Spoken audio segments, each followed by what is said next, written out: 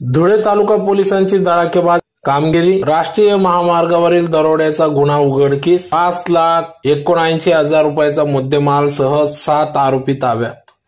याबाबत अधिक वृत्त असे की दिनांक 27/11/2023 रोजी संध्याकाळी 7 वाजता तक्रारदार हितेश शंकर पाटील व त्यांचे मित्र रोहित निंबा घोरपडे दोन्ही राहणार आर्वी तालुका जिल्हा धुळे हे दोघे त्यांचे मोटरसायकल क्रमांक MH18 CB 3607 हिच्यावरून धुळेकडून आर्वीकडे जात असताना लडिंग घाट संपल्यानंतर रोकडोबा हनुमान मंदिराचे अगोदर उतावर पल्सर मोटरसायकलवरून 4 अनोळखी इसमांनी हितेश पाटील व रोहित घोरपडे यांची मोटरसायकल अडवून दोघांना उतरवून जोराने धक्का देऊन जमिनीवर खाली पाडून हाताबुक्क्यांनी तोंडावर, पोटावर आणि पाठीवर जबर मारहाण केली। त्यांच्या ताब्यातले 7 लाख रुपये ठेवलेली कापडी पिशवी व मोबाईल बळजबरीने